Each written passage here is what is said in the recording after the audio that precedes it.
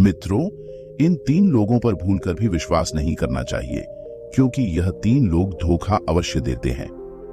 मित्रों, आप सभी लोगों का एक बार फिर से स्वागत है हमारे मिस्टिक इंस्पायर्ड चैनल में। मित्रों, इन 3 लोग हैं जिन पर कभी भी भरोसा नहीं करना चाहिए। मित्रों, आपका ज्यादा समय नष्ट न करते हुए कहानी को शुरू करते हैं। मित्रों, एक बार भगवान विष्णु जी और माता लक्ष्मी जी क्षीर सागर में शेष नाग की सैया पर विराजमान होकर विश्राम कर रहे थे। तब भगवान विष्णु जी ने देखा कि माता लक्ष्मी जी किसी बात को लेकर बहुत ही ज्यादा चिंतित है।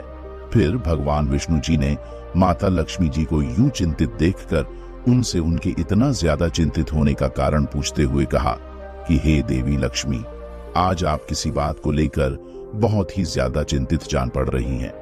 आप मुझसे अपने उस कारण को पूछिए, हम आपको आपके प्रश्न के उत्तर अवश्य देंगे।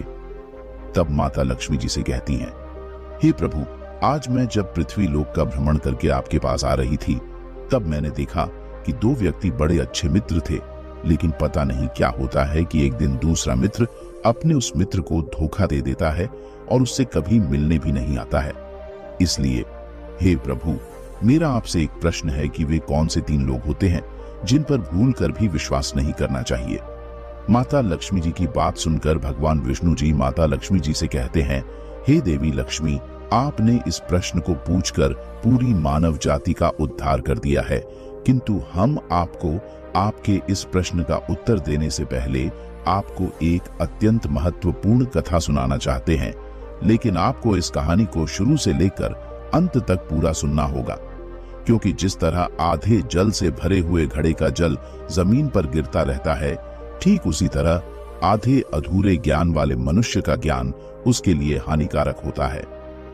तब माता लक्ष्मी जी भगवान विष्णु जी से कहती हैं कि हे प्रभु, मैं आपको विश्वास दिलाती हूं कि मैं इस कथा को शुरू से लेकर अंत तक पूरा अवश्य सुनूंगी और इस कथा से मिलने वाले ज्ञान को समस्त देवलोक में अवश्य विख्यात करूंगी। मित्रों, भगवान विष्णु जी माता लक्ष्मी जी से कहते हैं, हे देवी लक्ष्मी, बहुत पहले की बात है, किसी नगर में एक राजा राज्य करता था। वह राजा बहुत ही धीर वीर पुरुष था। उसके 3 पुत्र थे और वे अपने पिता से भी ज्यादा बलवान थे, क्योंकि वे तीनों अपने पिता को अकेले ही युद्ध में हरा देते थे। इसलिए राजा अपने तीनों पुत्रों को युद्ध में लड़ने के लिए ले जाता था, जिससे राजा कभी भी युद्ध में पराजित नहीं होता था। लेकिन उसके तीनों पुत्रों को अपनी बहादुरी पर बहुत घमंड था और वे तीनों खुद को सभी राजाओं से बेहतर समझते थे। एक दिन राजा ने अपने 3 पुत्रों को अपने पास बुलाया और उनसे कहा कि हे पुत्रों, तुम सब निश्चित ही बलवान हो, युद्ध की नीतियों में पारंगत हो। लेकिन पुत्रों, तुम मेरी एक बात याद रखना कि तुम तीनों भूलकर भी नगर की सीमा वाले वन में नहीं जाना, वरना तुम्हारे साथ अनर्थ हो जाएगा। बाकी तुम सभी किसी भी नगर की तरफ जा सकते हो। इतना कहकर राजा शांत हो जाता है और तीनों पुत्रों को अपने अपने कमरे में जाने के लिए कहता है। फिर तीनों राजकुमार अपने अपने कमरे में चले जाते हैं और आराम करने लगते हैं। किंतु तीनों राजकुमार अपने पिताजी की बात को लेकर बहुत ही आश्चर्य में थे। वे अपने मन में सोचने लगे कि आखिर इस नगर की सीमा पार वाले जंगल में ऐसा क्या है जिससे हमारे पिताजी इतना डर रहे हैं। मुझे तो लगता है कि वहां चलकर देखना चाहिए। ऐसे ही कुछ विचार राजा के उन तीनों राजकुमारों के मन में उठ रहे थे और इसी तरह से सोचते हुए उन्हें कब नींद आ गई, उन्हें कुछ पता ही नहीं चल पाया। फिर जब सुबह हुई और वे तीनों राजकुमार उठकर एक दूसरे से मिलते हैं, उसके बाद अपने सभी नित्य कार्यों को करने के बाद वे तीनों राजकुमार शिकार करने के लिए अपने अपने घोड़ों पर सवार होकर महल से बाहर वन की तरफ निकल जाते हैं। किंतु बहुत देर तक शिकार की तलाश करने के बाद भी उन्हें कोई भी शिकार नहीं मिलता है। तब उन तीनों राजकुमार में से सबसे छोटा वाला राजकुमार बड़े वाले राजकुमार से कहता है, हे भ्राता श्री, लगता है कि इस वन में हमको कोई भी जानवर शिकार करने के लिए नहीं मिलेगा। क्यों ना हम सीमा पार वाले वन में चलकर देखें, शायद वहां पर हमें कोई शिकार करने के लिए मिल ही जाए। उस छोटे वाले राजकुमार की बात सुनकर बड़ा वाला राजकुमार उससे कहता है कि क्या तुम पागल हो? पिताजी ने तो उस वन में जाने से साफ साफ मना किया है। जो वह छोटा राजकुमार था वह बहुत ही शरारती स्वभाव का था, इसलिए वह बोलने में भी बहुत तेज था। उसके बाद वह बड़े वाले राजकुमार से कहता है मुझे लगता है कि पिताजी उस वन के राजा से युद्ध में पराजित हो गए होंगे, इसलिए वे हमें उस वन में जाने से रोक रहे हैं और वे यह समझते हैं कि शायद वह हमें भी युद्ध में पराजित कर देगा। यह बात सुनकर बाकी के दोनों बड़े राजकुमारों का क्रोध 7वें आसमान पर चढ़ जाता है। वह छोटा वाला राजकुमार आगे कहता है, लेकिन आप ही सोचिए कि अगर हम उस वन के राजा को युद्ध में पराजित कर दें तब हमारी कितनी प्रशंसा होगी, और जब पिताजी को यह बात पता चलेगी कि हमने उनके शत्रु को युद्ध में पराजित कर दिया है तब वे कितना प्रसन्न होंगे। फिर जब उन दोनों बड़े राजकुमारों ने उस छोटे राजकुमार की बात सुनी तब उनका क्रोध थोड़ा सा शांत हो गया और वे दोनों बड़े राजकुमार उस छोटे वाले राजकुमार की बात को मान लेते हैं। फिर वे तीनों राजकुमार उस वन में पहुंच जाते हैं। उस वन का दृश्य बहुत ही मनमोहक था, क्योंकि उस वन के चारों तरफ हरियाली ही हरियाली दिखाई दे रही थी, लेकिन उस वन में उन्हें कोई भी जानवर दिखाई नहीं दे रहा था। और वे तीनों राजकुमार उस वन में बहुत देर तक शिकार की तलाश करते रहे, किंतु उस वन में भी उन्हें शिकार करने के लिए कोई शिकार नहीं मिल रहा था। इसलिए वे तीनों राजकुमार बहुत ही चिंतित हो जाते हैं और आपस में बात करने लगते हैं कि आखिर इस वन के सभी जानवर गए तो कहां गए। मित्रों, भगवान विष्णु जी माता लक्ष्मी जी से कहते हैं, हे देवी लक्ष्मी। फिर बहुत देर तक शिकार की तलाश करने के बावजूद भी उन्हें कोई भी जानवर शिकार करने के लिए नहीं मिलता है और कई घंटों से शिकार की तलाश करते करते वह तीनों राजकुमार बहुत जोर से प्यासे हो गए। इसलिए वे तीनों राजकुमार एक वृक्ष के नीचे खड़े होकर विश्राम करने लगे, लेकिन उनकी प्यास कम नहीं हो रही थी बल्कि और भी तेज हो गई।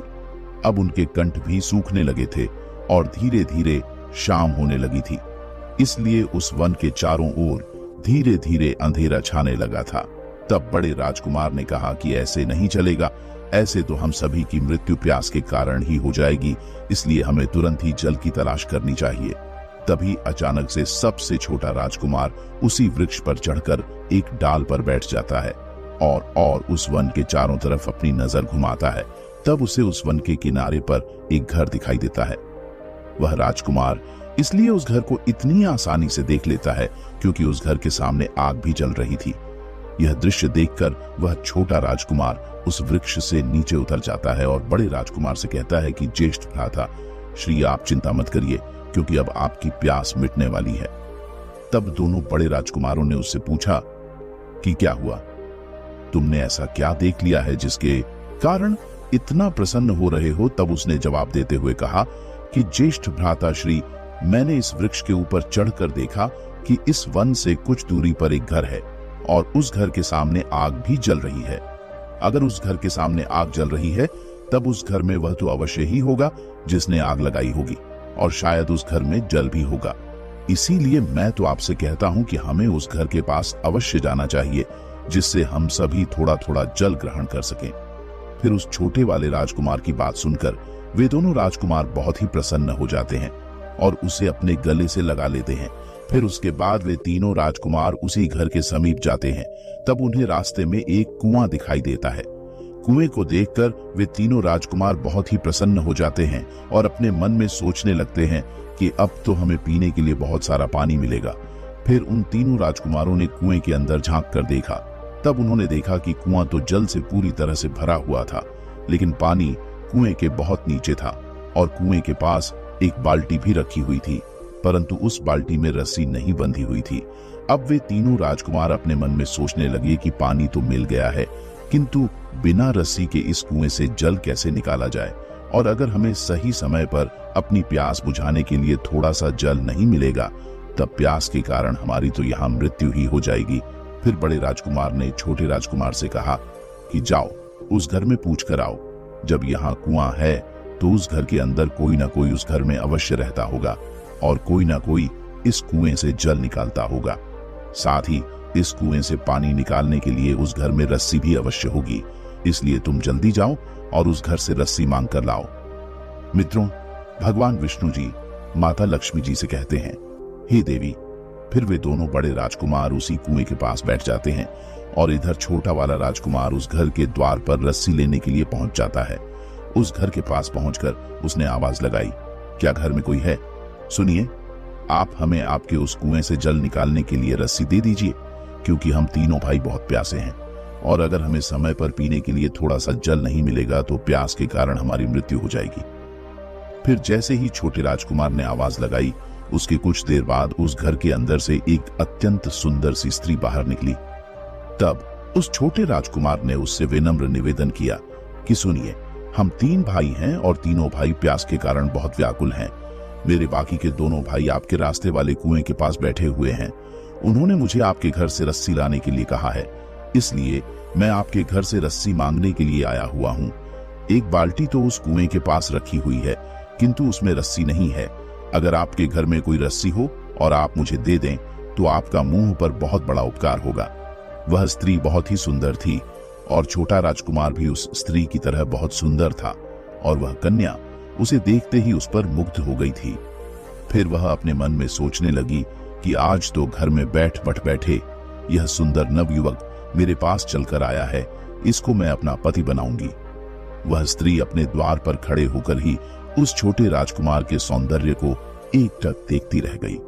तब छोटे राजकुमार ने उस स्त्री से कहा कि हे सुंदरी, आप किस सोच में पड़ गई हैं? अगर आपके घर में कोई रस्सी हो तो हमें दे दीजिए। फिर वह स्त्री उस छोटे वाले राजकुमार से कहती है कि आप कुछ देर यहीं रुकिए, मैं अपनी बड़ी बहन से पूछ कर आती हूँ और आपको देने के लिए रस्सी भी लाती हूँ। तब वह सुंदर सी स्त्री उस घर के अंदर जाती है और घर के अंदर पहुंचकर अपनी बहन से कहती है, अरे बहन, हमारे घर के बाहर द्वार पर एक नवयुवक खड़ा हुआ है। वह दिखने में बिल्कुल कोई राजकुमार की तरह लगता है। वह मासूम प्यास से व्याकुल हो रहा है और हमारे घर से रस्सी मांगने के लिए आया हुआ है। अपनी बहन की बात सुनकर वह बहुत ही प्रसन्न हो जाती है और शीघ्र ही अपने घर के द्वार खोलकर उस राजकुमार के पास पहुंच जाती है। द्वार पर पहुंचकर वह देखती है कि एक सुंदर सा नवयुवक उसके द्वार पर खड़ा हुआ है, जो बिल्कुल किसी राजकुमार के समान जान पड़ रहा है। तब उस सुंदर स्त्री की बड़ी बहन ने उस छोटे वाले राजकुमार से कहा कि आप कौन हैं? आप किस लिए हमारे घर आए हुए हैं और आप कैसे यहाँ तक पहुंचे? तब वह छोटा राजकुमार उसे कहता है कि हे सुंदरी, मैं इस नगर के राजा का सबसे छोटा पुत्र हूँ मैं, और मेरे दोनों बड़े भाई वन में शिकार करने के लिए महल से बाहर निकले थे, लेकिन हमें कोई भी जानवर शिकार करने के लिए नहीं मिला, इसलिए हम इस वन में आ गए।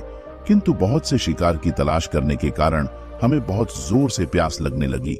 इस वजह से मैं आपके घर से रस्सी मांगने के लिए आया हूँ, ताकि हम सभी उस कुएं से जल निकाल सकें, क्योंकि हम तीनों भाई बहुत प्यासे हैं। अगर आप मुझे रस्सी दे देती हैं तो आपका मुझ पर बड़ा उपकार होगा। मित्रों, भगवान विष्णु जी माता लक्ष्मी जी से कहते हैं, हे देवी, छोटे राजकुमार की बात सुनकर उस स्त्री की बड़ी बहन कहती है कि रस्सी तो आपको हमारे घर में अवश्य ही मिल जाएगी, लेकिन आपको मेरी एक शर्त माननी पड़ेगी, और अगर आप मेरी उस शर्त को स्वीकार कर लेते हैं तो हम आपको रस्सी अवश्य देंगे। बल्कि रस्सी ही नहीं देंगे, हम आपको स्वयं अपने हाथों से जल पिलाएंगे और हम आपको आराम करने के लिए चारपाई भी देंगे। तब वह राजकुमार उससे कहता है कि ठीक है, लेकिन आप मुझे अपनी शर्त तो बता दीजिए, जिसे मैं अपने दोनों भाइयों को बता सकूं। फिर उस सुंदर सी स्त्री की बड़ी बहन उस छोटे वाले राजकुमार से कहा कि हे नवयुवक, मेरी यह शर्त है कि तुम तीनों मेरी तीनों बहनों से विवाह कर लो। वे भी मेरी ही तरह बहुत सुंदर हैं और अभी तक कुंवारी हैं, क्योंकि आज तक हमने तुम्हारे जैसे हष्ट पुष्ट नवयुवक कभी नहीं देखे हैं। इसलिए आज तक हम तीनों बहनें कुंवारी हैं। लेकिन अगर तुम और तुम्हारे दोनों बड़े भाई चाहे तो हम तीनों बहनों से विवाह कर लें। तब हम तुम तीनों भाइयों को अपने घर में बिठाकर जल पिलाएंगे और साथ में खाने के लिए स्वादिष्ट भोजन भी बनाकर देंगे और तुम्हें आराम करने के लिए चारपाई भी देंगे।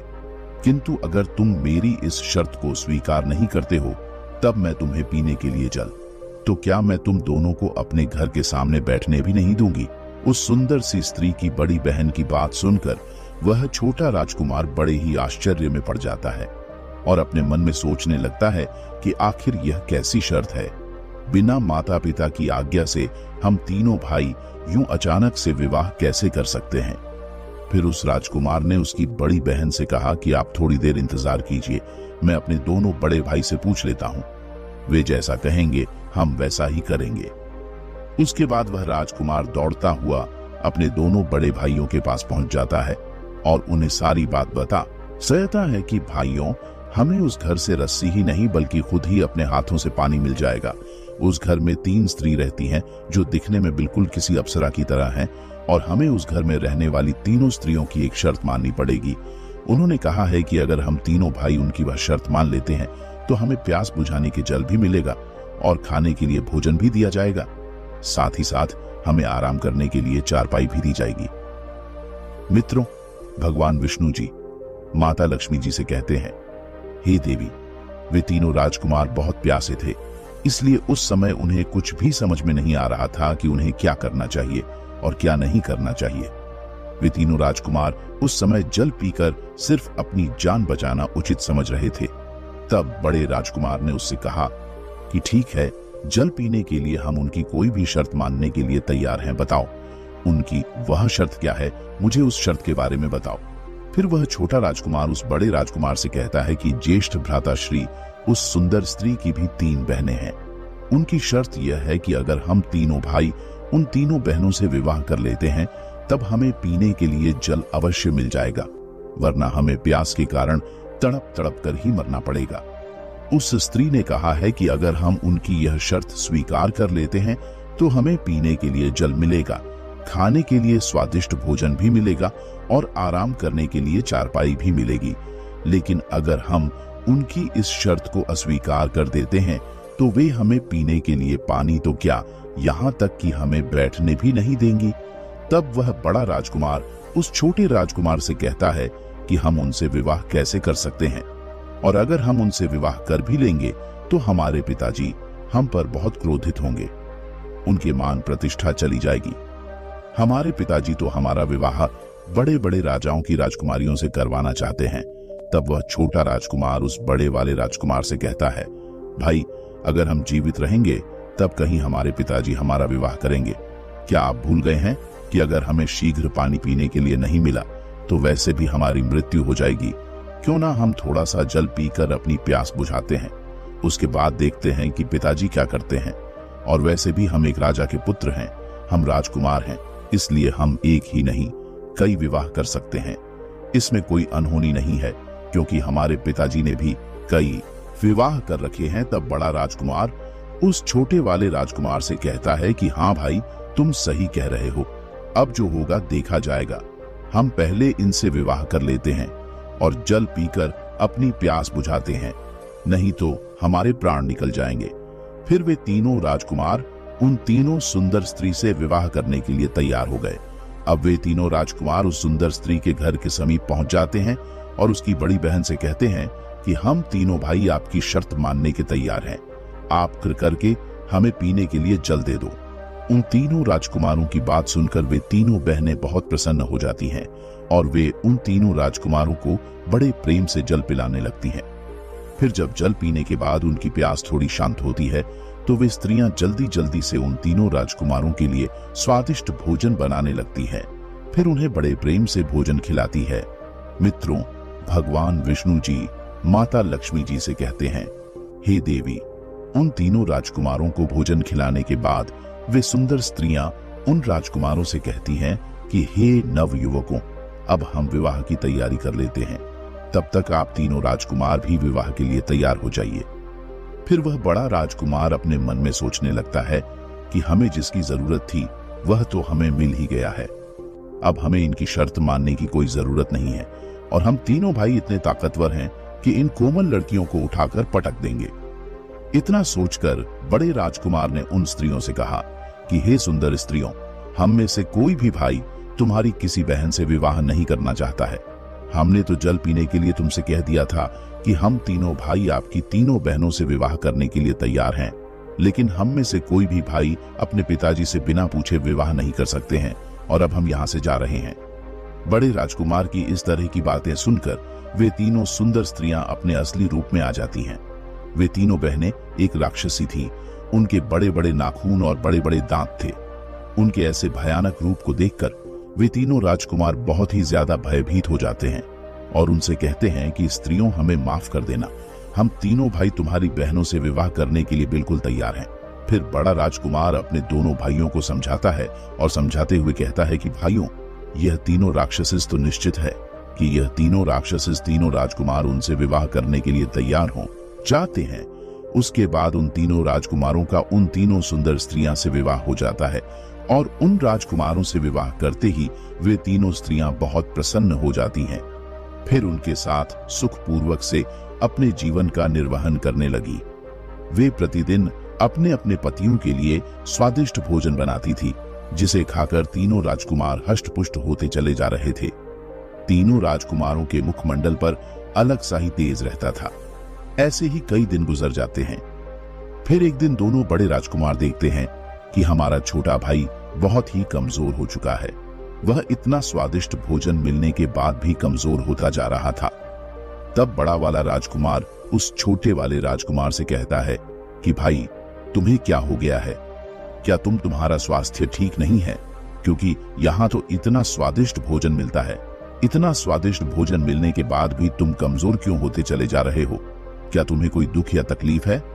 फिर वह छोटा राजकुमार अपने बड़े भाई को जवाब देते हुए कहता है, ज्येष्ठ भ्राता श्री, मेरी पत्नी मुझे प्रेम से भोजन नहीं खिलाती है, क्योंकि जब मैं उसके साथ भोजन करने के लिए बैठता हूँ तब वह दूसरी तरफ मुंह करके जोर जोर से विलाप करने लगती है और उसको विलाप करते हुए देखकर मैं ठीक से भोजन नहीं कर पाता हूँ। इसीलिए मैं भूखा रह जाता हूँ और इसी वजह से मैं इतना कमजोर हो गया हूँ। लेकिन मुझे यह समझ में नहीं आ रहा है कि जब मैं भोजन करने के लिए बैठता हूँ तभी मेरी पत्नी विलाप क्यों करने लगती है और वह मुझे इस तरह विलाप करने का कारण भी नहीं बताती है। मित्रों, भगवान विष्णु जी माता लक्ष्मी जी से कहते हैं, हे देवी, वह बड़ा राजकुमार उससे कहता है कि भाई, जरूर कोई ना कोई वजह तो अवश्य होगी जो तुम्हारी पत्नी इस तरह तुम्हें खाने खिलाते समय क्यों विलाप करती है। तब छोटा राजकुमार अपने बड़े भाई से कहता है कि भैया, मैंने उससे कई बार पूछा है कि मैं जब भोजन करने बैठता हूँ तभी तुम क्यों विलाप करती हो, लेकिन वह मुझे इस रहस्य के बारे में कुछ भी नहीं बताती है। वह सिर्फ इतना कहकर चुप हो जाती है कि मेरी विलाप करने की आदत है और जब भी मेरा मन करता है तब मैं विलाप करने लगती हूँ। वह ऐसा ही कोई ना कोई बहाना बनाकर मेरी बात को टाल देती है, परंतु वह मुझे यह नहीं बताती है कि जब मैं भोजन करने के लिए बैठता हूँ तभी वह विलाप क्यों करती है। इसलिए मैं इतना कमजोर हो गया हूँ। मेरी कमजोरी का एक कारण यह भी है कि मुझे पिताजी और माताजी की बहुत याद आती है। उस छोटे राजकुमार की बात सुनकर वह बड़ा राजकुमार उससे कहता है कि मैं तुम्हें एक तरीका बताता हूँ, यह पता करने का तुम्हारी पत्नी भोजन करते समय ही क्यों विलाप करती है। सुनो, आज जब तुम भोजन करने के लिए बैठना तब तुम अपनी पत्नी से कहना कि जब तक तुम यह नहीं बताओगी कि तुम्हारे विलाप करने का कारण क्या है, तब तक मैं भोजन ही नहीं करूंगा और इस तरह भूखे ही रहकर अपने प्राण त्याग दूंगा। तब वह छोटा राजकुमार अपने बड़े भाई से कहता है कि अरे भैया, मुझे भूखा नहीं मरना है। वैसे ही मैं इतना कमजोर हो गया हूं, लेकिन अगर मैं कुछ भी नहीं खाऊंगा तब मेरी सचमुच में मृत्यु हो जाएगी। फिर बड़ा राजकुमार उससे कहता है कि अरे मूर्ख, तुझे सचमुच में भूखे नहीं मरना है। उसके सामने तुझे सिर्फ भूखे मरने का नाटक करना है, जिससे तू यह पता लगा सके कि तेरी पत्नी तेरे भोजन करते समय विलाप क्यों करने लगती है। बड़े राजकुमार की बात सुनकर अब उस छोटे राजकुमार को पूरी बात समझ में आ जाती है और वह अपने मन में सोचने लगता है कि आज रात मैं अपनी पत्नी के सामने ऐसा नाटक करूंगा। फिर धीरे धीरे रात हो जाती है और उसकी पत्नी उस छोटे वाले राजकुमार के लिए भोजन उसके कमरे में लेकर आती है। तब वह छोटा राजकुमार उस भोजन को खाने के लिए बैठता है। तभी अचानक से उसकी पत्नी दूसरी तरफ मुंह करके जोर जोर से विलाप करने लगती है। तब वह छोटा राजकुमार उससे पूछता है कि हे प्रिय, तुम विलाप क्यों कर रही हो? और आज ही नहीं, जब भी मैं भोजन करने के लिए बैठता हूँ वैसे ही तुम विलाप क्यों करने लगती हो? आज तुम्हें बताना ही पड़ेगा, नहीं तो मैं अन्न जल त्याग दूंगा और मेरी मृत्यु हो जाएगी। तब उस छोटे राजकुमार की पत्नी कहती है कि हे नाथ, आप भोजन कर लीजिए, मेरे बारे में इतना मत सोचिए। मेरी तो विलाप करने की आदत है और जब भी मेरा मन विलाप का होता है सब मैं थोड़ा सा विलाप कर लेती हूँ। वह छोटा राजकुमार अपनी पत्नी की बात सुनकर बिल्कुल समझ गया था कि उसकी पत्नी उससे झूठ बोल रही है। तब वह छोटा राजकुमार अपनी पत्नी से कहता है कि हे प्रिय, आज तो तुम्हें बताना ही पड़ेगा कि तुम यूं अचानक नख ही विलाप क्यों करने लगती हो, और अगर तुमने मुझे कुछ भी नहीं बताया तो तुमसे कह रहा हूं कि मैं अन्न जल त्याग दूंगा। मित्रों, भगवान विष्णु जी माता लक्ष्मी जी से कहते हैं, हे देवी। जब उसने अपनी पत्नी की यह बात सुनी तब वह उससे कहती है कि अरे नाथ, आप ऐसा मत कीजिए। आप अपने प्राण त्याग देंगे तब मेरा क्या होगा, क्योंकि मैं आपसे बहुत प्रेम करती हूँ। चलिए अब मैं आपको बताती हूँ कि मैं आपके भोजन करते समय क्यों विलाप करती हूँ। मेरे विलाप करने का कारण यह है कि मेरी तीनों बहनें एक राक्षसी हैं और दुर्भाग्य से मैं भी एक राक्षसी हूँ। मेरी दोनों बहनें प्रतिदिन वन में जाती हैं और अपने भोजन के लिए अलग अलग जीव जंतुओं का मांस लेकर आती हैं, फिर उस मांस को आराम से खाती हैं। किंतु वे दोनों मनुष्य की तरह शाकाहारी भोजन नहीं करती हैं और इस बात को लेकर मैं बहुत चिंतित रहती हूँ कि जिस दिन मेरी बहनों को खाने के लिए किसी जीव जंतु का मांस नहीं मिलेगा तो उस दिन वे आपको और आपके दोनों भाइयों को ही मारकर खा जाएंगी। आप अपने भाइयों से बहुत ज्यादा प्रेम करते हैं। शायद आप अपने भाइयों को मरा हुआ देखकर आपको बुरा लगे और हो सकता है कि उसके बाद आप मुझसे प्रेम करना ही छोड़ दें, लेकिन मैं आपके साथ ऐसा कभी भी नहीं करूंगी क्योंकि मैं आपसे बहुत प्रेम करती हूँ। किंतु मेरी दोनों बहनें अपने पतियों से थोड़ा सा भी प्रेम नहीं करती हैं। उन्हें जिस दिन किसी भी जानवर का मांस नहीं मिलेगा उस दिन वे दोनों अपने अपने पतियों को ही मारकर खा जाएंगी। मैं इसी बात को लेकर बहुत चिंतित हूँ कि कहीं मेरी बहनों के कारण मुझे आपसे दूर ना होना पड़ जाए और कहीं आप ही मुझे त्याग ना दे। इसी कारण जब आप भोजन करने के लिए बैठते हैं तब मैं दूसरी तरफ मुंह करके विलाप करने लगती हूँ। अपनी पत्नी की बात सुनकर वह छोटा राजकुमार उससे कहता है कि हे प्रिय, अगर ऐसी बात है तब इसका मतलब है कि मेरे दोनों बड़े भाइयों के प्राण संकट में हैं और किसी समय उनकी पत्नियां उन्हें ही अपना भोजन बना सकती हैं। वह छोटा राजकुमार आगे कहता है कि हे प्रिय, क्या तुम्हारे पास तुम्हारी बहनों से मेरे भाइयों के प्राणों को बचाने का कोई उपाय नहीं है? तब उसकी पत्नी उससे कहती है कि हे नाथ, मैं आपको और आपके दोनों भाइयों को मेरी बहनों से बचने का उपाय बता सकती हूँ, लेकिन आपको मेरी एक शर्त माननी पड़ेगी।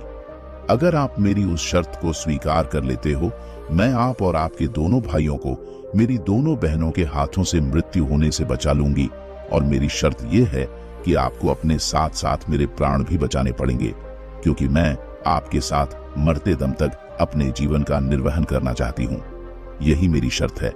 मित्रों, भगवान विष्णु जी माता लक्ष्मी जी से कहते हैं, हे देवी। अपनी पत्नी की बात सुनकर वह छोटा राजकुमार अपनी पत्नी से कहता है कि हे प्रिय, मैं अभी अपने दोनों बड़े भाइयों से इसके बारे में पूछ कर आता हूँ और उन्हें तुम्हारी शर्त भी बता कर आता हूँ। अगर वे तुम्हारी शर्त मानने के लिए तैयार हो जाएंगे तब मैं आकर तुम्हें बताऊंगा। फिर वे दोनों बहनें अपने भोजन की तलाश में वन की तरफ चली जाती हैं, किंतु उस छोटे राजकुमार की पत्नी अपने भोजन की तलाश के लिए कहीं नहीं जाती है, बल्कि घर में ही रहती है। उधर छोटा राजकुमार अपने दोनों बड़े भाइयों के पास सलाह लेने के लिए आता है और उनसे कहता है कि बड़े भैया, मेरी बात ध्यान से सुनिए। मेरी पत्नी ने मुझे बता दिया है कि वह प्रतिदिन मेरे भोजन करते समय ही क्यों विलाप करती है। उसने मुझे इस तरह विलाप करने का कारण यह बताया है कि उसकी दोनों बहनें एक राक्षसी हैं और वे प्रतिदिन वन से अपने भोजन के लिए जीव जंतुओं का मांस लेकर आती हैं। उसने आगे कहा कि जिस भी दिन उसकी बहनों को खाने के लिए मांस नहीं मिलेगा उस दिन वे आप दोनों को ही मारकर खा जाएंगी। इसलिए हम सभी के प्राण संकट में हैं और वे किसी भी दिन आपकी पत्नियां आपको ही मारकर खा सकती हैं। तब बड़ा राजकुमार उस छोटे राजकुमार से कहता कि भाई, क्या इस संकट से बचने का कोई उपाय है? क्या हम इन राक्षस से बचकर कहीं भाग सकते हैं? तब वह छोटा राजकुमार कहता है कि भैया, मैंने पूछ लिया है, लेकिन उसने बताया है कि वह हमें मरने से बचा लेगी, किंतु हमें उसकी एक शर्त माननी पड़ेगी। फिर बीच वाला राजकुमार उससे कहता है कि अरे भाई, तू उस दिन भी एक शर्त लेकर आया था और तेरी उसी शर्त के वजह से आज हम तीनों इतनी बड़ी मुसीबत में फंस गए हैं। अब आज फिर तू एक शर्त लेकर आया है। तू जाकर अपनी पत्नी को कह दे कि हम उसकी कोई शर्त नहीं मानेंगे। फिर बड़ा राजकुमार कहता है कि अरे भाइयों, यह समय आपस में बहस करने का नहीं है। अभी हमारे प्राण संकट में है और इसकी पत्नी हमारे प्राण बचा सकती है, तो हमें इसकी पत्नी की शर्त मान लेनी चाहिए। अब वह बड़ा राजकुमार कहता है कि भाई, हम तुम्हारी पत्नी की शर्त मानने के लिए तैयार है। बताओ, तुम्हारी पत्नी की शर्त क्या है? तब वह छोटा राजकुमार अपने दोनों बड़े भाइयों से कहता है कि मेरी पत्नी की शर्त है कि हमें अपने प्राणों के साथ साथ उसके भी प्राण बचाने पड़ेंगे, क्योंकि वह मुझसे बहुत प्रेम करती है और मेरे साथ ही अपने जीवन का निर्वहन करना चाहती है। और अगर हम उसकी इस शर्त को स्वीकार कर लेते हैं तो वह हम तीनों भाइयों के प्राण बचा लेगी। सिर्फ यही उसकी शर्त है।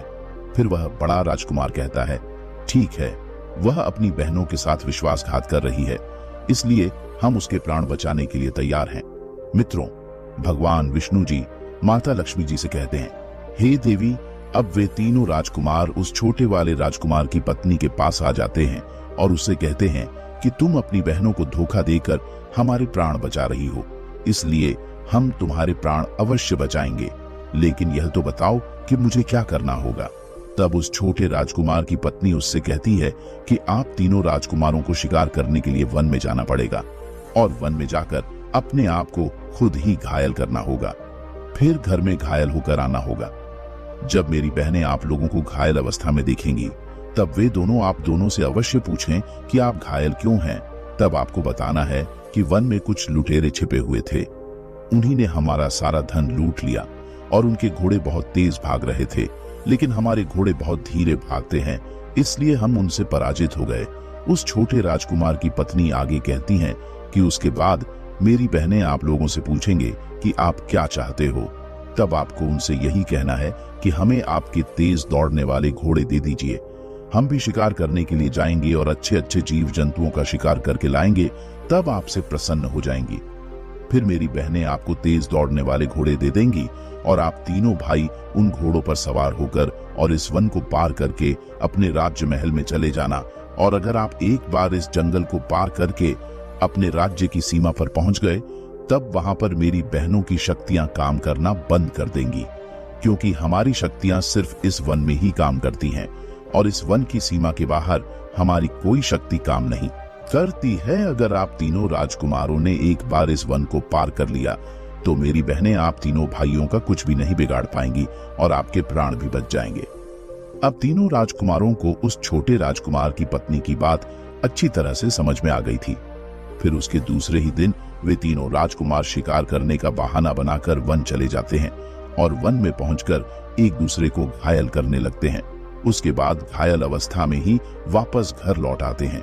फिर घर पहुंचकर जब उनकी पत्नियां उन्हें देखती हैं कि हमारे पति बहुत घायल हैं और उनके शरीर से रक्त भी बह रहा है, तब वे अपने पतियों की ऐसी अवस्था देखकर बहुत क्रोधित हो जाती हैं और क्रोधित होकर ही अपने पतियों से पूछती हैं कि आपकी ऐसी हालत किसने की है? इस वन में ऐसी किसकी है जिसने हमारे पतियों के साथ ऐसा किया है? तब वह तीनों राजकुमार अपनी पत्नियों को जवाब देते हुए कहते हैं कि एक वन में आज लुटेरे छिपे हुए थे, उनके घोड़े बहुत तेज दौड़ रहे थे, उन्होंने हमारे घोड़े लूट लिए और हमारा सारा धन भी लूट कर ले गए।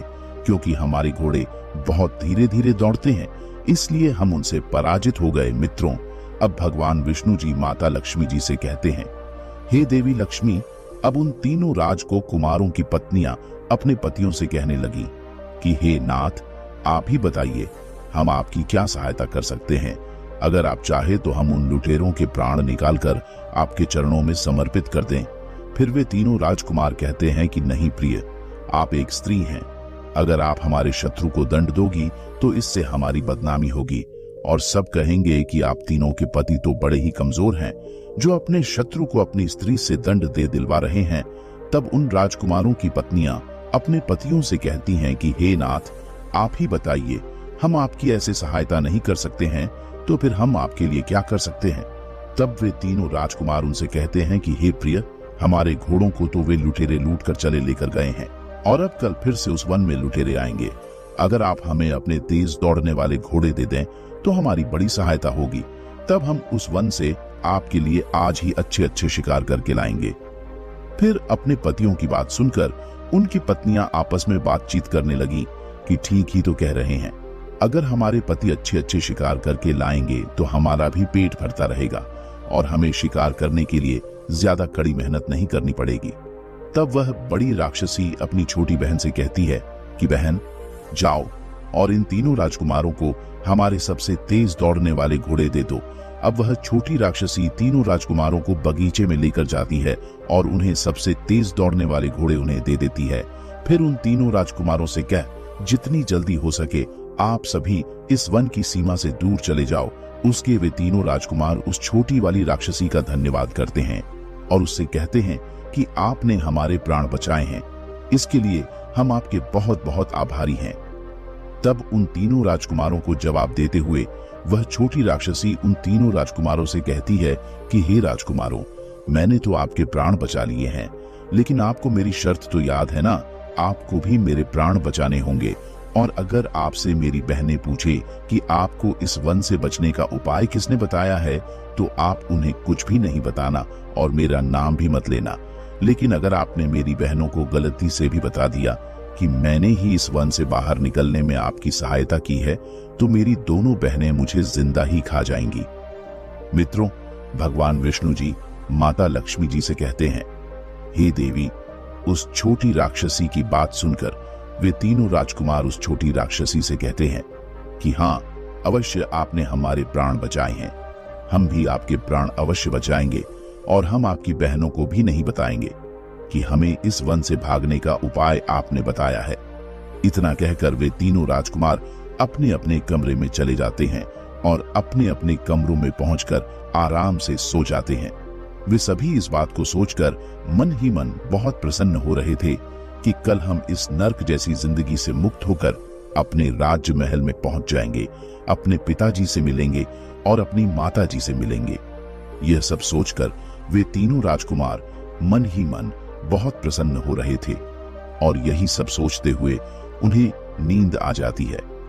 फिर जब सुबह होती है, वे तीनों राजकुमार अपने नित्य कार्यों को करते हैं और भोजन करने के बाद वे तीनों राजकुमार वे तेज दौड़ने वाले घोड़े लेकर शिकार करने लिए वन की तरफ निकल जाते हैं। लेकिन इधर तीनों राक्षसेस अब घर वापस लौटकर नहीं आने वाले हैं। अब वे तीनों राजकुमार अपने अपने घोड़ों को बहुत तेज दौड़ाने लगते हैं। उन तीनों राजकुमारों को वह वन पार करते करते शाम हो जाती है, किंतु वे किसी तरह से उस वन की सीमा को पार कर लेते हैं।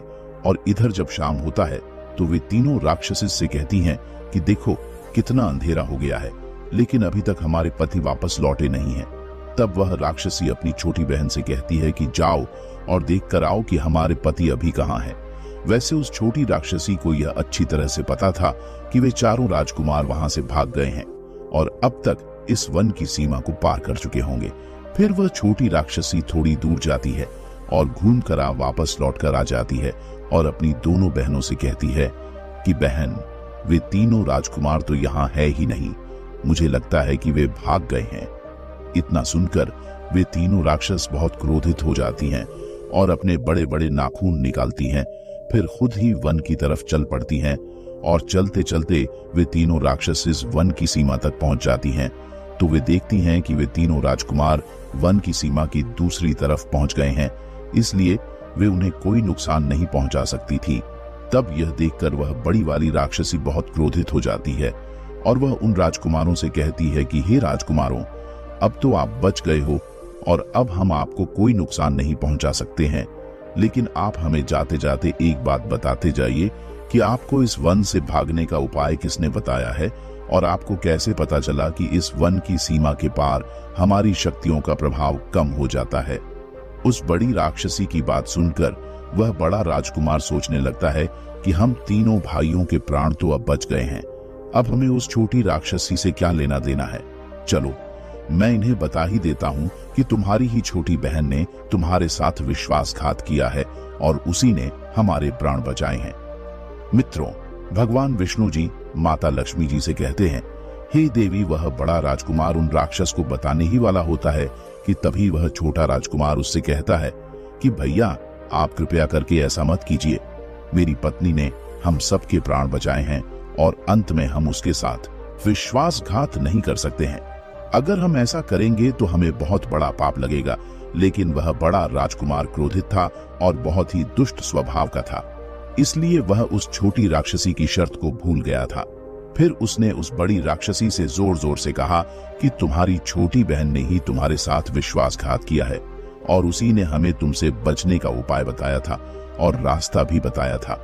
उस बड़े वाले राजकुमार की बात सुनकर वे दोनों राक्षस इस पर बहुत क्रोधित हो जाती हैं। फिर एकदम से अपनी छोटी बहन पर टूट पड़ती है और उसे नोच नोच कर खा जाती है। यह देखकर वह छोटा राजकुमार बहुत जोर जोर से विलाप करने लगता है और अपने दोनों भाइयों से कहता है कि भैया, आपने ऐसा क्यों किया? इसने हमारे प्राण बचाए थे, आपको ऐसा नहीं करना चाहिए था। तब वह बड़ा राजकुमार उस छोटे राजकुमार से कहता है कि अरे मूर्ख, इससे हमारा कोई लेना देना नहीं है। यह एक राक्षसी थी, तू इससे इतना प्रेम क्यों करने लगा है? तू अपने राज्य में चल, पिताजी तेरा विवाह बहुत सुंदर राजकुमारी से कराएंगे। इतना कहकर वे दोनों राजकुमार अपने राज्य महल की तरफ चल देते हैं और इधर वे तीनों राक्षसी भी अपनी छोटी बहन को मारकर उसकी हड्डियों को वहीं फेंककर अपने घर वापस लौट जाती हैं। उन राक्षसी को लौटते हुए देखकर वह छोटा राजकुमार एक बार फिर से उस वन की सीमा को पार करके उस छोटी राक्षसी के पास पहुंच जाता है और उसकी हड्डियों को पकड़कर बहुत जोर जोर से रोने लगता है। उस समय उसकी आत्मा को बड़ा दुख पहुंच रहा था।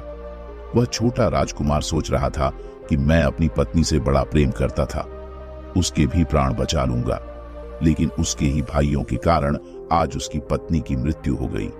मित्रों, भगवान विष्णु जी माता लक्ष्मी जी से कहते हैं, हे देवी, चलिए अब मैं आपको वे 3 लोग बता देता हूं जिन पर भूलकर भी विश्वास नहीं करना चाहिए।